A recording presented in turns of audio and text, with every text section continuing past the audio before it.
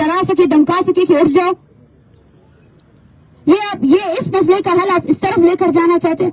मैं फिर से उन्हें कह रही हूँ कि ये मूवमेंट यहाँ नहीं रुकेगी।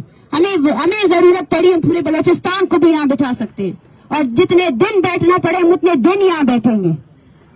इस मसले पर आप लोगों की बेहिस्सी को मैं देख रही हूँ, आप लोग की गैर संजीदगी को देख रही हूँ। मुझे शर्म आती है, मुझे अफसोस होता है कि ये आपके अदारे।